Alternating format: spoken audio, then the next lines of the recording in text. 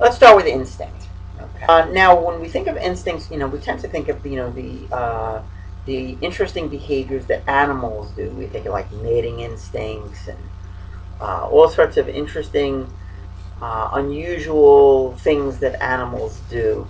You think of like salmon swimming upstream to spawn, that kind of thing. We'll say, well, yeah, that's instinct. That is not. It's not like the salmon is pondering and choosing, I think I will swim upstream today.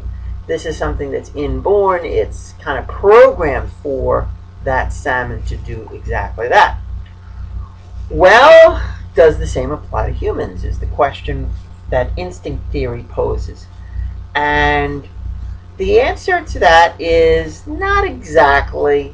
In some cases, yes. We do have instincts. Human beings are animals, and human beings have some behaviors that are kind of, I guess you'd say, stereotyped, that all humans basically have these characteristic behaviors. So instincts, to some degree, do have an influence on our behavior. Okay? And instincts, again, they're not learned. They're kind of inborn programs that we have. Again, just like the salmon does not learn to swim upstream, it just kind of does. It's just, that's what it is driven to do by its instinct. Human behavior, though, is a little bit more complex. Humans make choices.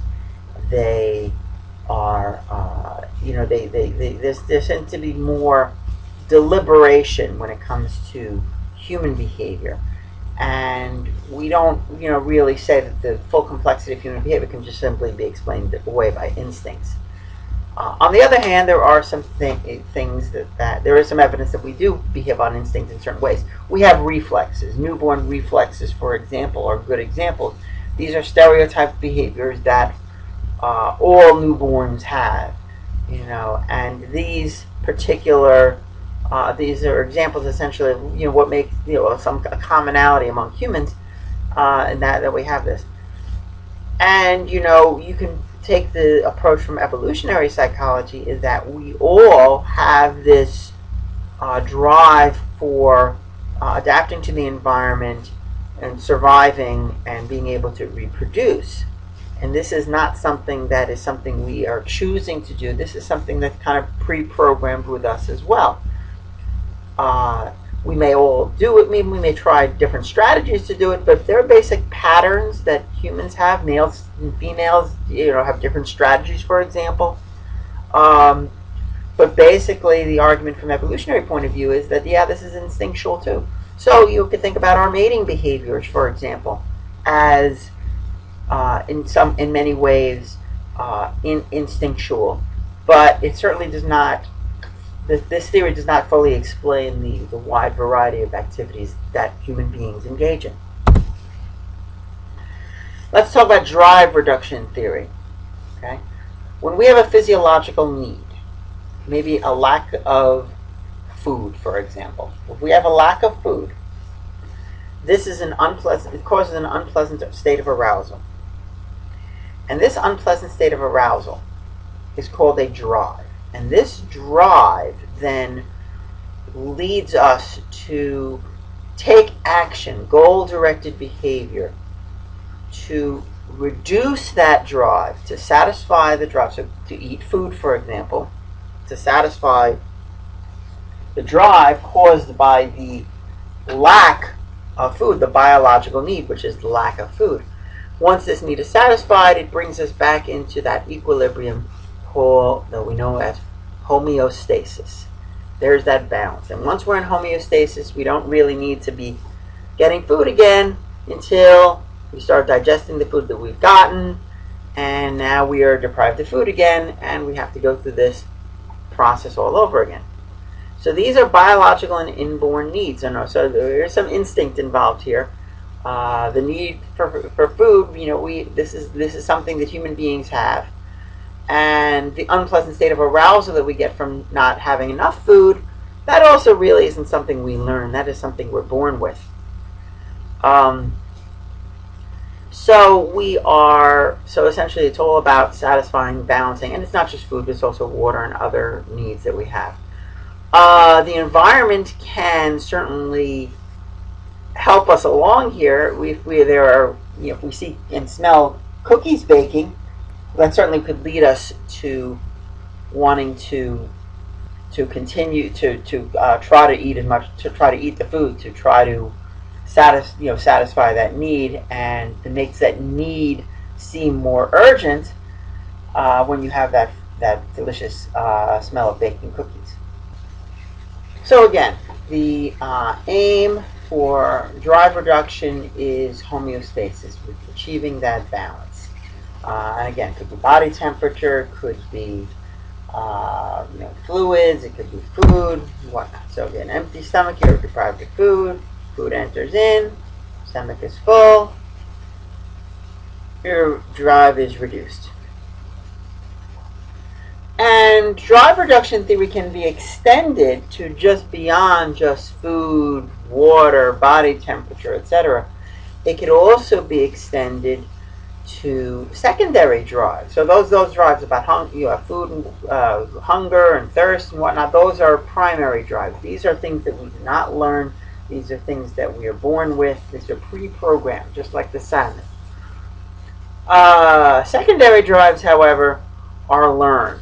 And ambition, the desire to do well in college, is something that is learned. The desire to make a lot of money is learned, okay? And, it turns out, for human beings, our needs are more than, man cannot live by bread alone. We need other things that we want to achieve, intellectual achievement, professional development, making a lot of money. All of these things are learned, but we consider human beings very important to us. And we devote our lives to satisfying these particular needs. And it's not, it seems more like, than just a purely biological process involving homeostasis. Arousal theory argues that the drives that we have are not just drives to reduce arousal, but they're also drives to increase arousal. So according to arousal theory, we're motivated to pursue this optimum level of stimulation. Some motivated behaviors increase arousal, such as bungee jumping, and some motivated behaviors decrease arousal, such as meditation. If we feel that we have a lot of anxiety, a lot of stress, and heart rate's going haywire, we need to calm down, relax, and bring us down. If we feel bored and we want to get our energy up, then we might decide to do something crazy like bungee jumping. According to the Yerkes-Dodson Law, we actually have an optimal level of arousal for performance on a particular task. Some tasks actually work best when we are on a high level of arousal. Other tasks when our arousal level is low. We are dealing with a simple, repetitive task that kind of has become automatic, very easy to do. We're actually going to perform best when we have a relatively high level of arousal. We're going to be able to move through that task quickly. So if you have a job which involves a lot of repetitive behaviors that are well rehearsed, that you can kind of just do automatically, if you're very busy, if there's a lot of work to be done, you'll actually do better. So that high arousal will help you achieve that. If, however, the task you're doing is complex and requires a lot of careful work, making sure that you're getting the piece in the right place or something like that, and it's not just something you just quick do. Maybe it involves a lot of fine motor skills rather than gross motor skills. Well, this complex task, you actually do not want to be highly aroused. If you are highly aroused, you are going to screw up. You're going to choke. You're going to trip up. Okay? For the really complex task, you got to slow down, focus your attention. Remember, we're not dealing with automatic processes here. Now we're talking about effortful processes. So the automatic processes, yeah, better to be high aroused. For the effortful processes, you want to be on your high level of alertness, low level of arousal. You want to just be focused on what you're doing, calm down. Okay. So keep that in mind. If there is a particular task that you are looking to do, you may need to either A, psych yourself up, if it's a simple task, or you'll definitely want to calm yourself down if it's a complex task. There are some individuals out there, we call them sensation seekers, who in general like to seek out those highly stimulating activities. So for these individuals, the arousal theory would say that they are more likely than others to be seeking the high levels of arousal more often than calming themselves down. They want to hype themselves up. So, definition by Zuckerman: the seeking of varied, novel, complex, and intense situations and experiences, and the willingness to take risks for the sake of such experience. So sensation seekers are risk takers. They like to bungee jump, and they would rather be engaging in these kinds of activities than in those calm, solitary, calming activities. They want the energy. So here is, if you wanted to click on this link here, you could go ahead and take the sensation seeking scale. Let's bring that up.